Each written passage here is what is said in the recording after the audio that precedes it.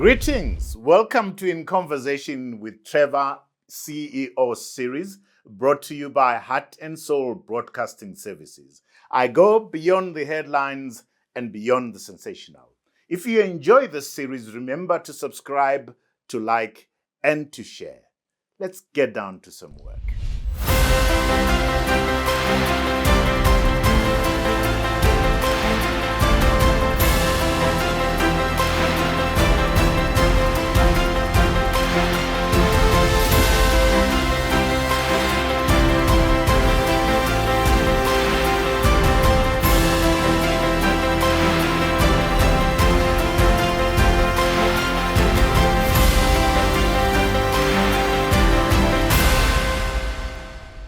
Ngoni Alex Robbins, welcome to In Conversation with Trevor CEO series. Thank you so much, Trevor, for having me.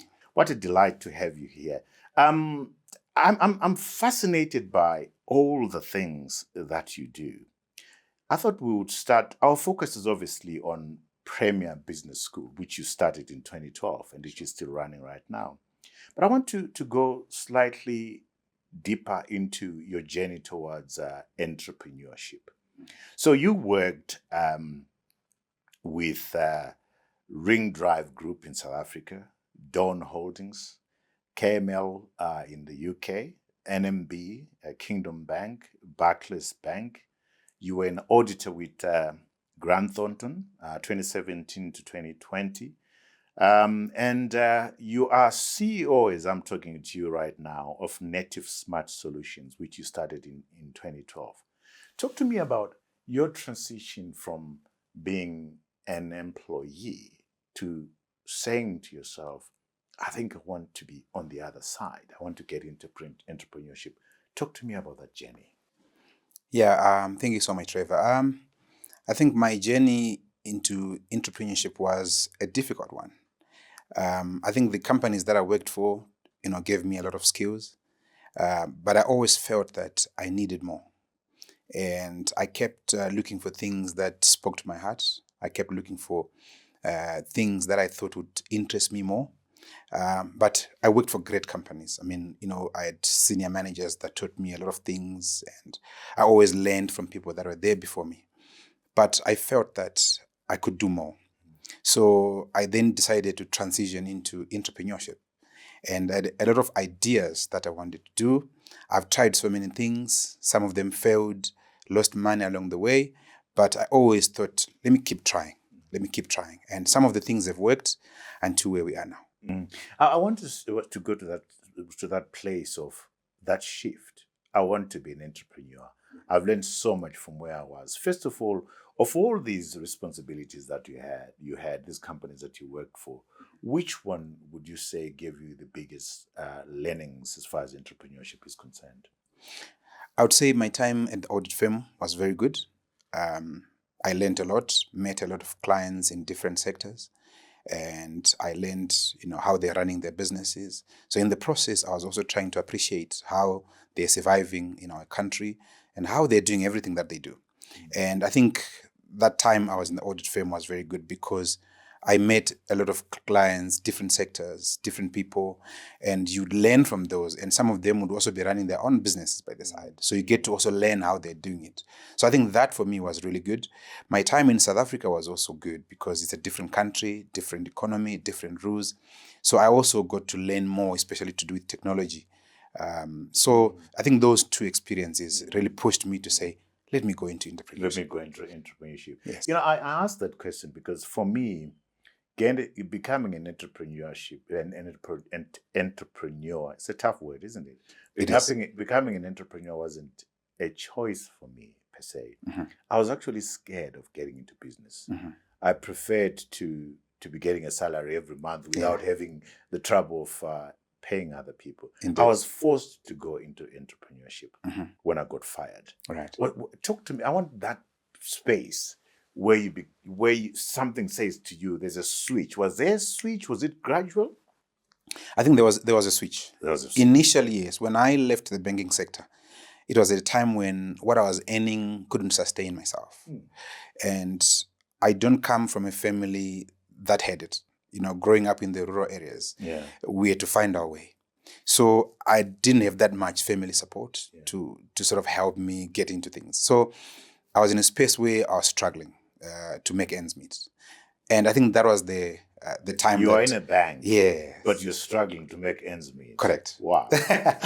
Yeah. So that's the time that I thought, no, I think this won't take me far. Mm. Yeah. Plus, I always had that desire to say, no, I would want to do something of my own, because then it allows you to really express yourself. Because sometimes, in employment, there's some cases where people don't allow you to do what you know best.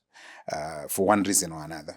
And I've always felt that I think doing something of my own will allow me to then really show my potential and try and see what I can do. Yeah. What business did you get into first? Which one was your first business? My first business was a medical supplies business. Yes, where I used to import medical supplies into the country. And it was the worst. Talk to me about that. Why was it the worst? First of all, why medical supplies? Why did you go for medical supplies? It was just an opportunity that I saw. Okay. Yeah. I traveled to Dubai, and then I met some guy from a medical supplies company, and he sort of invited me to their offices, and then I saw what they did, what they had. And I thought, wow, this could do well in our country. So when I came back, I looked at the pricing locally, the prices in Dubai, the profits were phenomenal. And I thought, wow, this is good. Then I went into the business. Made the mistake of borrowing money. Interest rates wiped you out. Yes, they did. Struggled, but also the products were very good. Yeah. But the economy wasn't doing right at the time. And there were a lot of donations also coming from NGOs to the hospitals. So the hospitals, initially they were buying the products. Things were going very well. But a few years later, we started struggling selling. So I had overheads, rentals, staff to pay, and I couldn't manage. What did you then do? I had to shut down. I closed down. Yeah. You mentioned the P word, profit, and that frightened me. Yeah. Because if that's the motive of getting into business, you're going to have problems. So you're attracted by the profit that comes from selling medical supplies. Am I right? Do you want to push back there? I was a young guy. And to me, I said, look, when there's good profits, then let me get in, But I think that was the biggest mistake, because I then later learned that when you're going into business, it's about passion. You have to do something that you really love. But at the time, it was basically profit that pushed me into it. As an accountant, I thought, wow, the numbers make sense. So let me go into it. So you learned the lesson. I learned a very good lesson. I got Do you want to to expand on that, on the difference between getting into business because of profit and getting into business because of passion? Do you want to talk and unpack that a little bit? Yes. So when you go into a business because of profits, you're always after the money. So you're trying to do everything you can to make profits. And sometimes when you're doing your research about a business, the profits that you come up with on Excel are far different from what you find on the ground. So I think that was me at the time. I'd done my numbers and the numbers made so much sense. And I thought I would push so much quantities per month and this is the kind of money I can make. It turned out to be not true. So I think there's more when you do business out of passion than out of profit. Because, you may do something out of profit, but you may not enjoy doing it. And it will kill you inside. What other business did you get into after that? So after that, I closed up the medical supplies. You lost some money? I lost some money. Quite a lot of money. So I Your reputation? Not so much? Not so much. But I decided to donate all the stock that I had. Okay. So I wrote letters to the big hospitals in the country. That's well done. I said, guys, come and get these things. I can't sell them anymore. And I made a prayer and I said, God, I'm going to do this. Maybe one day you will remember me. Maybe one day you will remember me. Yeah. Interesting. So which business did you then get into? So after that, that's when I then started Premier Business School in 2012. All right. Yes. Now this is a passion. Yeah. So I'd done a bit of training when I was in South Africa, and I enjoyed doing training. And I thought, wow, I think I could help some accountants. That's interesting. Yes. So I decided to then start Premier Business School. And the beginning was so tough. We will go there. Let's take a break. When we come back, we're going into Ngoni Alex Robbins' big start with Premier Business School. And as you've said, the beginning wasn't easy. It was tough. It was tough. We want to go to that painful place and unpack it. See you on the other side. Greetings. My name is Trevor Ncube, host of In Conversation with Trevor. Zimbabwe's most engaging conversational show. I go beyond the headlines and beyond the sensational. We've brought before your screens change makers from arts, business, and politics, and from the region.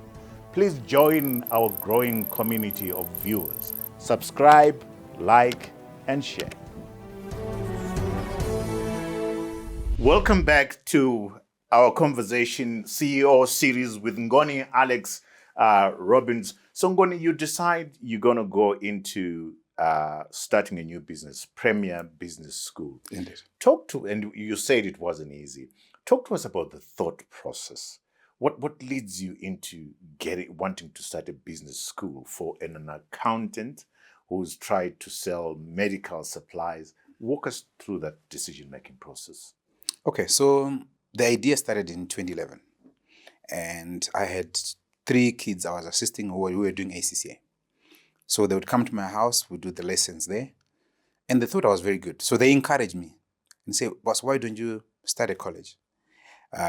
So it took me a bit of time until 2012.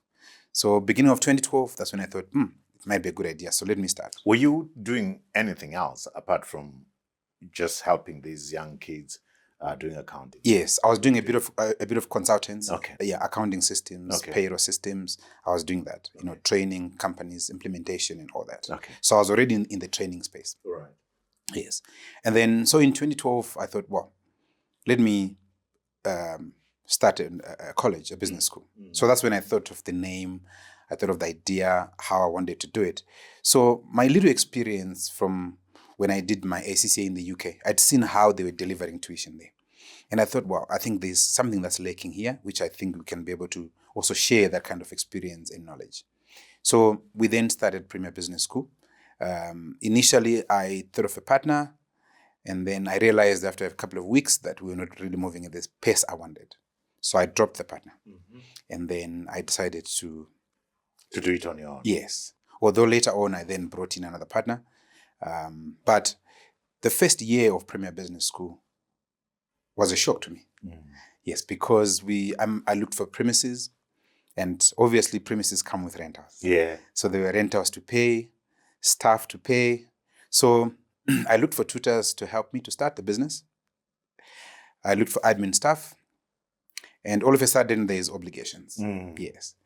And I just lost money in my previous business. Yes. So I didn't have that much capital to inject into the business. First semester, I had more employees than students.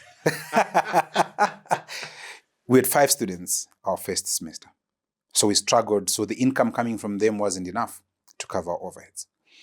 And where we were renting, after every few weeks, they would come and lock the doors. We couldn't afford to pay the rent. But one thing that I learned at that point was never to run away from your creditors. So I would always go, she was a lady, so I'd always go knock on her door. And I'd say, "Mother, I believe this thing will work. Please give me a chance." I think it happened 4 or 5 times during that year.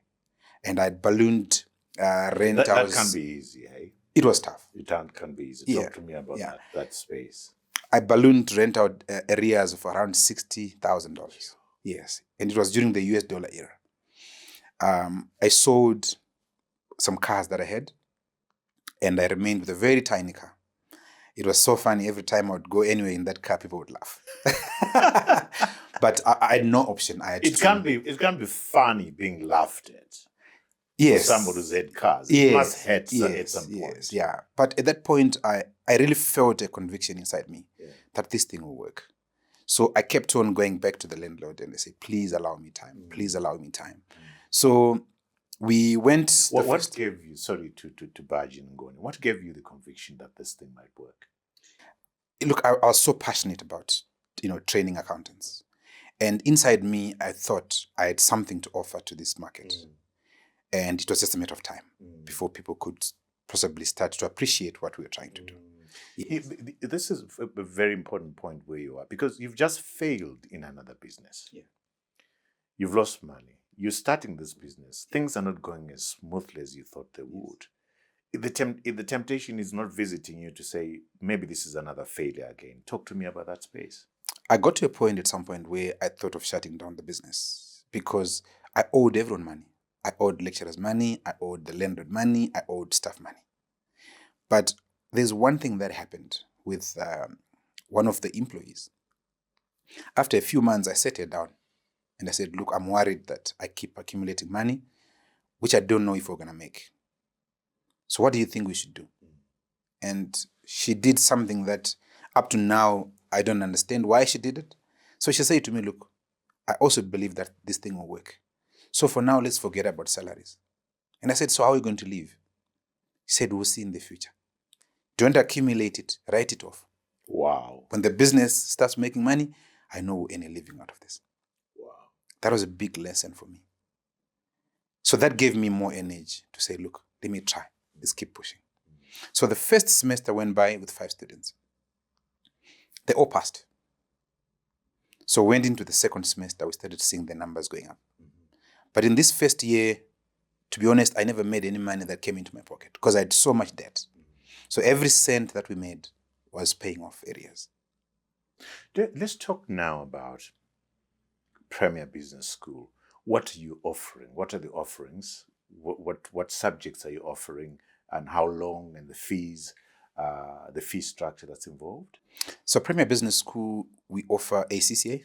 So some people call it ACCA. What is ACCA? Let's break it down for those who at home who don't understand, like me, what ACCA is. It's an accounting qualification. Yeah. So most people know it as ACCA. Yeah. Yes, but the actual name is ACCA. Okay. Yes, so it's It's an association of chartered certified accountants. accountants. It's a UK body.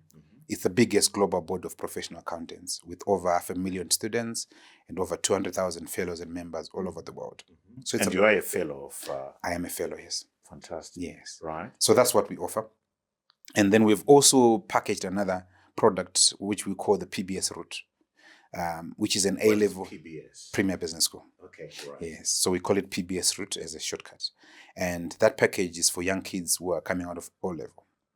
Because traditionally, we'd go to A-level and then go to university 4 years and then look for a professional qualification to do. So we decided to cut those 8 years into 3. So we have a nice package where kids come to us from O-level, those that want to be accountants. Yeah. They come to us, they do the A-level and a diploma in accounting in the same year, 1 year. Okay. And then in the second year, they do the second level for ACCA. And in the third year, they're done. Wow. So we have packaged that together with some attachment with audit firms. And then you have others that come in from the university. Yes. To do... ACCA. Yes. Okay. So you're saying you've packaged together with audit firms? Yeah. So I've always wanted this to be as practical as possible, because a lot of people that study, through the university route, and it's a good route, but some of them come out there with no skill. So when you give them a job, 0 skills. And I thought, look, let's try theory and no practice. No practice. Yeah. Yes. And in the workplace, people are looking for people that deliver. So I thought, let's come up with something that gives the kids skills. So when the kids come to us straight from O-level, we get them onto this course. It's a 7-month course for the A-level. So we do it in 7 months. A-level and the diploma running concurrently. And along the way, we train them Excel skills. We train them PowerPoint skills, so that when they go for their attachment, they're able to deliver. They can play with the numbers. Yes. So that helps them to really acquire the skills. And that's where I think where I saw there's a bit of a gap from those coming out of universities. The skills are not really there. They need time to learn the skills. So we thought, no, let's train these kids at a young age. So it also cuts them in terms of the number of years that they take, because instead of going 8 years, the normal route, they do 3. So the other 5 years, it means they're already in the industry. Acquiring, so 8 years is 6 years A-level, and then 2 years. 2 years A-level. Yeah. Plus so 4 years. 6 years O-level and A-level. Yeah. And then 2 years. So I'm counting from O-level. Yeah. Okay. So you do 2 years A-level. Yeah. You do 4 years at the university. All right. So that's 6. Okay. But still now, if you look in the industry, employers now prefer people with a degree plus a professional qualification. Yeah. So it means after your university, you still have to come back again, maybe another 2 years of doing the professional qualification. And we decided to cut that. We're not saying going to university is bad. It's okay, because it also gives you an opportunity to grow, meet people and stuff like that. But our idea was, let the kids grow in the workplace, gaining more experience. So we cut that to 3 years. So when somebody comes to us from O-level, they go straight into the 1-year A-level program together with the diploma. In the second year, they're doing the advanced diploma. And in the third year, they're doing the final level of ACCA, and they also get a degree. From there, they go straight into employment. Into workplace. Yes. So whilst their colleagues are still going through their degree, these guys are already in the workplace, gaining the valuable experience, which is critical. Yes. But also, in preparation for them to go into the industry, we train them a lot. The soft skills, your Excel, even grooming, we try and make them young, professional, ethical accountants. Yes. How different is this route to articleships? It's almost the same. Okay. The only difference is that with us now, when they finish the 3 years, should they want to pursue articles, they can go and join an audit firm. Okay. And then do their 3 years of articles. But some of them say, we don't want to do articles. We want to go straight into the industry. So ACCA allows you to gain your experience either through an audit firm or through industry directly. And you are accredited by SCCA London. Can you talk to us about that? Yes. So in 2013, we were the first to be accredited as the gold learning provider in Zimbabwe. Then in 2015, we were upgraded to the platinum, and we were the 7th in Africa, which was quite nice. Wow. Yes. So this was purely based on results. So we tried to push our pass rates, our results very, very highly. Then in 2018, ACCA also then made us a strategic partner, the only one in Africa. Wow. Yes. So so that also pushes us a lot because we have to maintain those standards. We have to push the pass rates, which is a tough task to maintain. Yes, because once you fail to deliver those pass rates, the accreditation will go. We're going to take a break. So you have to work hard to maintain the pass rates, maintain the standards, to maintain your accreditation. I want us to go into the fee structure, your staff complement, and where you place the students once they're done. So we'll get to that place. So at home, don't go away. Join us after the break. Greetings. My name is Trevor Ncube, host of In Conversation with Trevor, Zimbabwe's most engaging conversational show. I go beyond the headlines and beyond the sensational. We've brought before your screens change makers from arts, business, and politics, and from the region. Please join our growing community of viewers. Subscribe, like, and share. Welcome back to our CEO series, and I'm in conversation with Ngoni Alex Robbins. So Ngoni, when we took the break, we did indicate that we're going to share what's the fee structure like, and what's your staff complement? How many students have you been able to take in? Do you want us to go there? Okay. Yes. So in terms of admin staff, we have 5 full-time staff. Okay. Yes. And then lecturers, we've got 8. 2 full-time, and the other ones are part-time. And then in terms of the student complement, at every semester, we have about 400 students that start with us, plus or minus. How long is a semester? It's 4 months. 4 months. Yes. So what we do is it 2 semesters or 3 semesters in a year? We run 3 semesters in a year. Okay. Yes. So in a year, we take through plus or minus 1,000 students. That's a lot. Yes, indeed. Yeah, so it's actually lower than what it was before, like during the US dollar time. We used to have an enrollment of around 1,000 per semester. Yeah, so now it's come down a bit. But so in terms of the fees would depend on the level. So those that are doing the diploma, they pay $300 a month for the 4 months, and they'll be doing 3 modules. So that works to be about $100 per module per month. And then once they complete the diploma, they do the exams. From there, they move on to the applied skills, which is the second level, where they'll pay $110 per module per month. And then from there, they go to the final level, which is $120 per module per month. Yes. Why should people come to you and not do articles or go via the university route? Why should they come to you? What's so unique about what you do? So I think if we are comparing to going to university, our route is shorter. So you take far much less time of studying, and then you start looking for employment either in the country or outside the country, especially for young kids coming out of O-level or A-level. Then it cuts down on the time. Those that are also coming out of university can come to us also because there's need for that professional qualification. So the ACCA is recognized in over 180 countries in the world. So it opens up opportunities for those that qualify with ACCA, makes you be in demand globally. So it creates that opportunity. But our program doesn't stop anyone from doing articles. If they want to do articles, they can still do ACCA and go and do their articles as well. Yes. What view do accounting firms take? Your route vis-a-vis the articles route. What relationship do you have with the accounting firms? What we've seen, the accounting firms love it because the kids that pass through us, especially those that come straight from O-level to the qualification, they finish when they are young. So when they are young, when they go to the audit firm, they finish their 3 years because parents are also saying, look, I can't let you go, you're still too young. So finish your articles, then from there you can go abroad. Because one of the challenges the audit firms are facing is that the sort of mature students, when they come, they don't finish their 3 years. When they get a job somewhere or an opportunity out of the country, they leave. And so it means audit firms always have that cost of training new people, recruiting again, over and over again.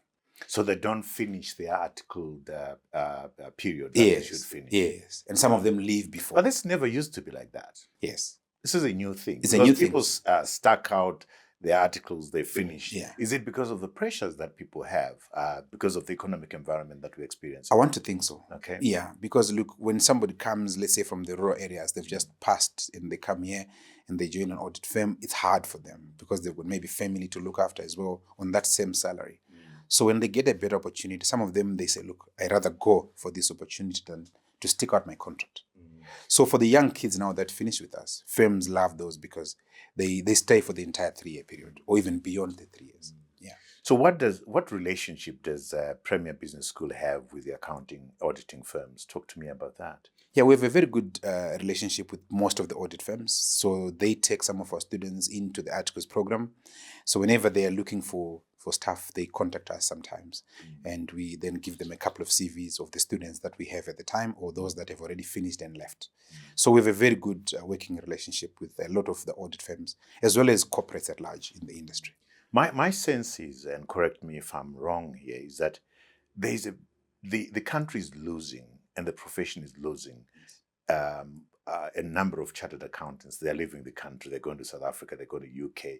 They're very marketable, but the local economy is unable to sustain their remuneration and their conditions and so forth. They're being attracted elsewhere. Is that the sense that you're getting? Correct. And also, I think the number of jobs available in the market are also few compared to the people that are qualifying as chartered accountants. So those that get opportunities tend to leave the country because they either struggle to find jobs here or when they get the jobs, they are low pay. So at times people accept the low salaries because that's what's there.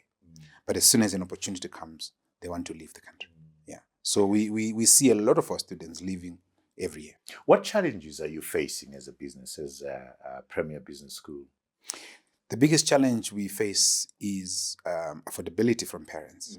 So sometimes we see very bright kids when they come, they start studying with us. Maybe 6 months, 18 months down the line, the parent or whoever was paying the fees either loses their job or whatever happens to them and they're no longer able to support the kids.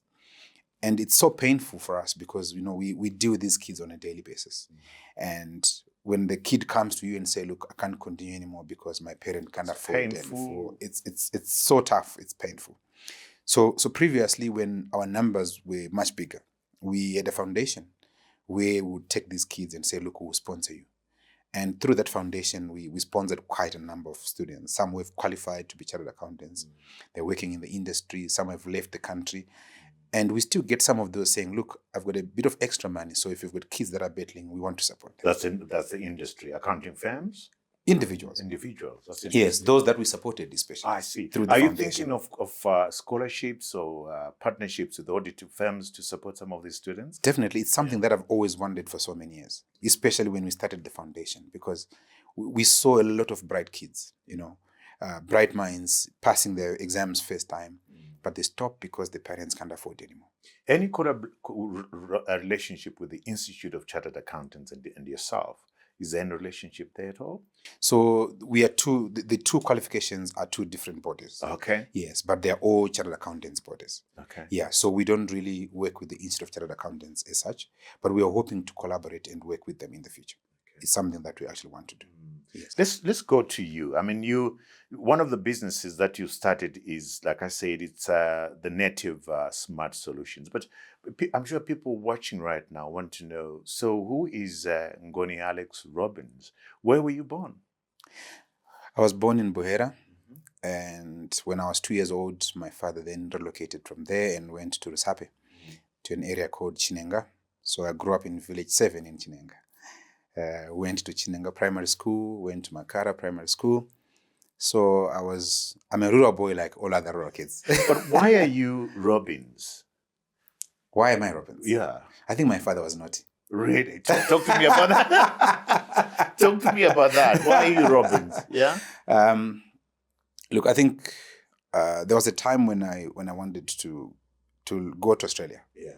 When I qualified as a chartered accountant, and I'd gotten a nice job in Australia. So a friend of mine, talking as boys, said to me, "No, look, you must change your name, because here the whites will struggle to call your name." And that's what you did. That's what I did, and I regret doing that. Oh, wow.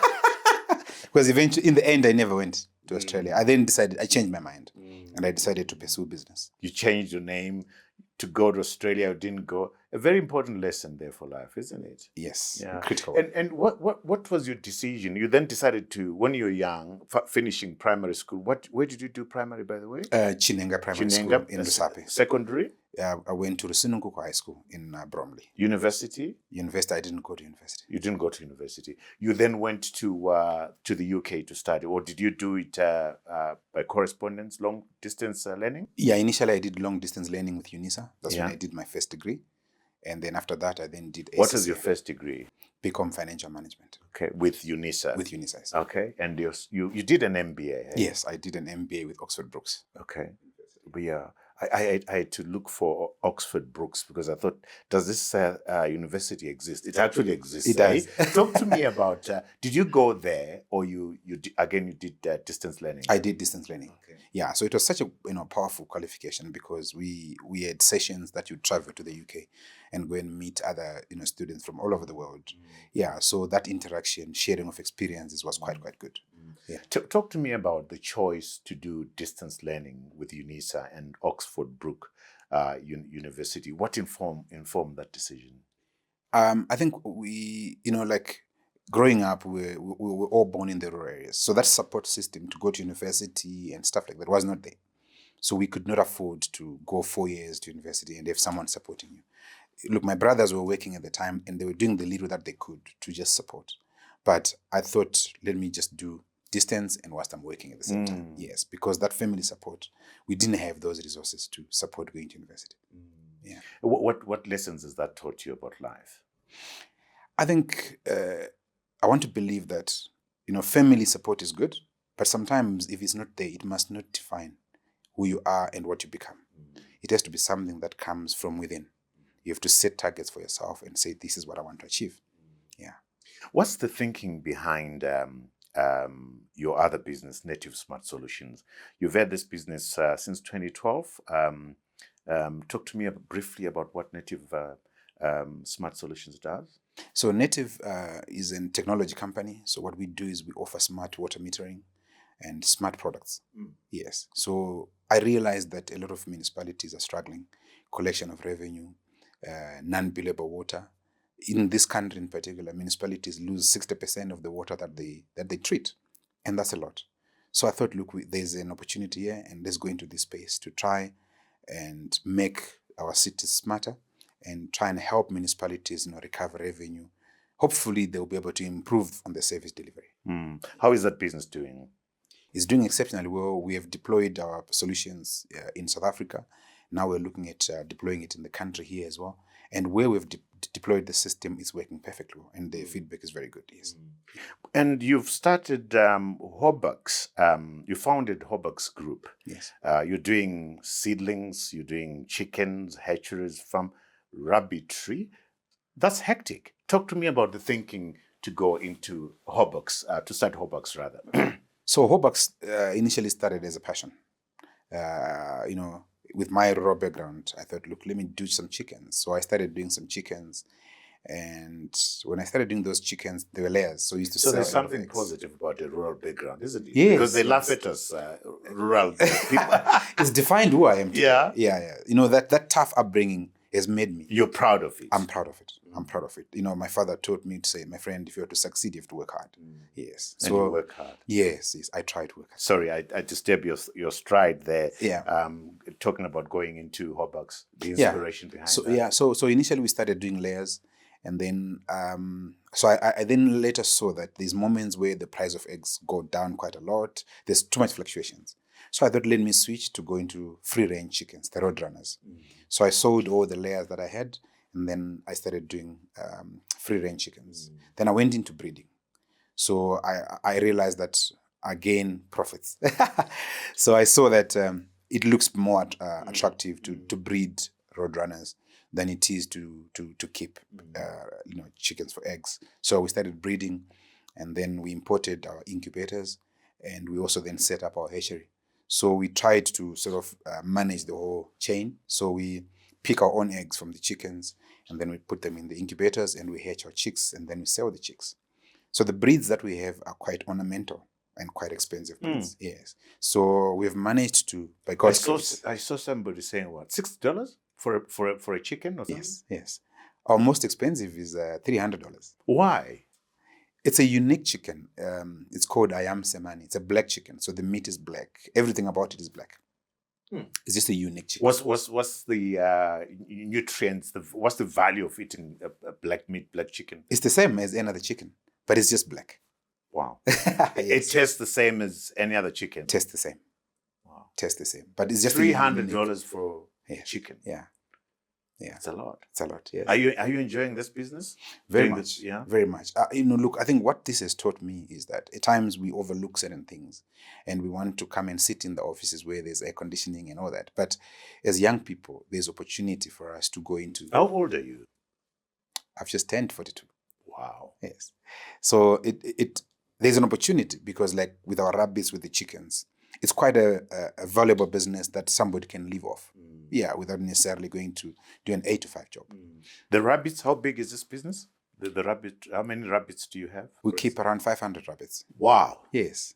So a lot of people now are minding what they eat. So white meat has become so much in demand. So that has created a good market for us.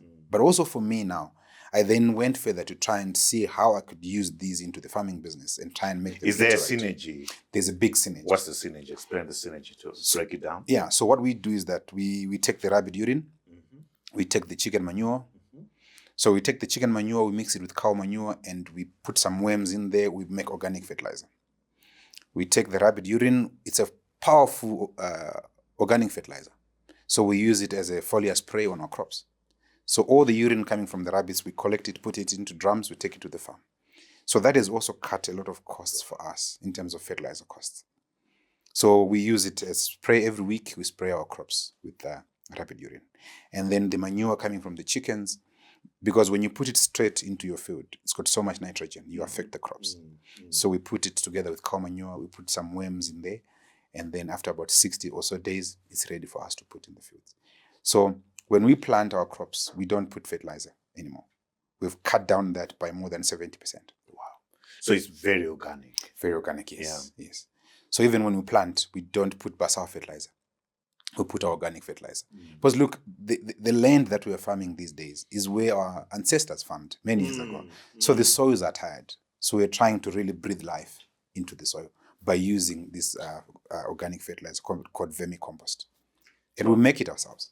Tell me, is being an accountant a superpower or something else in your business? Is it a good thing to be in business and be an accountant? Yes and no.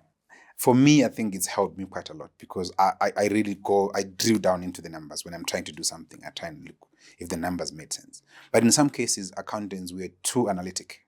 We're always trying to understand the numbers. And at times it stops you from being ambitious and trying, new things. But I think for me, it has helped me quite a bit in the businesses, yes. That's interesting. And tell me, what is the one thing that when you look back now, you wish you had been told about business before you went into business? I think to start small. Yes, when I started doing business, I always, had these big dreams. And like when I started the pharmaceutical business, I put in all the money I had because I wanted to go big. And in the end, it ended in tears. So did you want to go big because you wanted to drive a Mercedes Benz, have a big office, have a big title? Or am I wrong? no, I never really wanted to drive the big cars and all that. But it was just wanting to be big in business and wanting to achieve, the objectives I'd set for myself. I'd said, look, let me try and be the biggest pharmaceutical company in this country. Why? Why do you want to be the biggest? Eventually, it comes down to money. Yeah. You always, you look at how you've grown, difficult lifestyle. So you say, look, I want to live a better life. When I have a family, I want my children to have a better life. So it's just, you don't want to go back, to that tough life. So you always have that drive to say, I want to be big. But I think I needed somebody to tell me to start small. Did you find that somebody who told you to start small? Eventually, or life taught you? Life taught me. Maybe a few claps. Yeah, I got a couple of claps, lost money on the way, but those were very tough lessons. Yeah. But I think anybody out there who wants to start a business, I would say start small. What advice would you give? So that's the advice you'd give to somebody starting into business. What advice would you give to young people watching you right now? He's a founder of Premier Business School. What advice would you give to somebody wanting to start into accounting? What are the prerequisites to be a successful accountant? To be a successful accountant, you don't need to have anything really, because now what the professional qualifications have done, they take you even without O levels. So I think it comes down to your passion.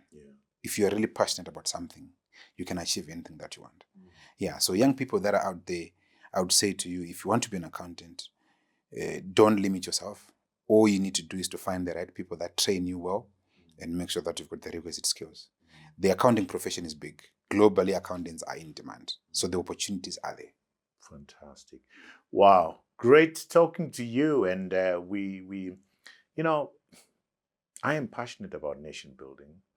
And there is nothing as important as training our young people to have skills and to contribute to our country. And what you're doing is hugely important.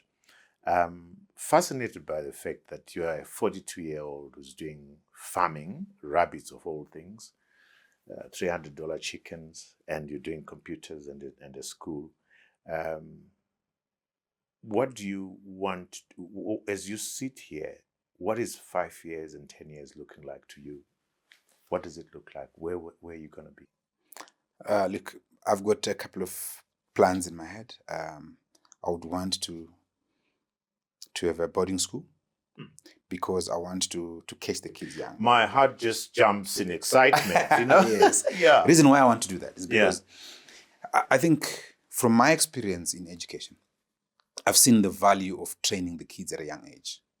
So I want to start with the kids in Form 1. And, I've been doing a trial.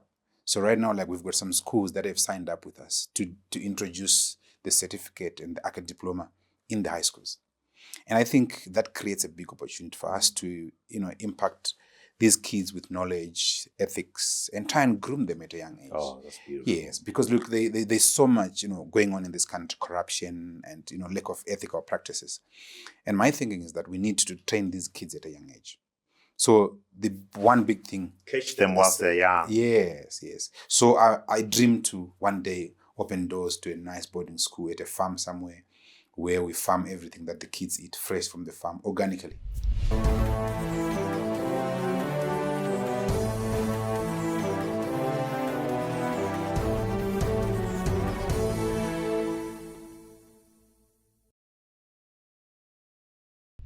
I love books. I'm not going to let you go before we talk books. So this CEO series, what books have you read that have contributed to the person that you've become? To be honest, I've struggled to read books. That's interesting. But the books I've read have been qualification books. That's interesting. I've always been reading accounting books, management books, strategy. Is it a thing that accountants don't like reading books? Some don't. Like you. Like myself. So, So, I've bought a couple of books. But you where beckle to friends- read. I struggle. I struggle. Maybe it's because I've got so much to do. So by the time I get home, I just want to rest. That's an excuse. Yeah. That's an excuse. I've tried to read on the plane sometimes. And you can't read. Yeah. That's I interesting. struggle to finish books. I struggle. Do you find that's the thing with your accounting friends? Do some of them read? A handful. Yeah. The bulk of them don't. So there's one that was really inspiring me, written by the founder of Nike, when he was talking about his Shoe story. Dog. Yes, Shoe Dog, when he went to Japan and all that. So I was quite, enjoying how humble he was, how he started his business and all that. And every time I've read it, I've read a couple of chapters and then I stop, start all over again. But that's one book that I said I must read. I've So got it. you haven't finished it I haven't yet. finished it, but I've got it. I mean, I couldn't put that book down. Yeah, I know. But you put it down. You read a couple of chapters and put it away. I know. Fascinating. I kick myself. These accountants, all you accountants out there, you need to read. You need to read. Thank you so much for creating the time for us. As you're the first in the CEO series. We wish you all the very best. I see the passion. 42-year-old, you're building 3 very interesting businesses, and we wish you all the very best. Thank you so much, All Trevor. the very best. Sure. Thank you. Allow me to turn to our viewers who are at home all over the world. Thank you so much for your support. You will know that we've just gone past 70,000 subscribers. We are racing towards 10 million views, and we're very excited about that. So thank you so much for your support. If you enjoyed this episode, remember to subscribe, to like, and to share. Until next time, cheers to you all.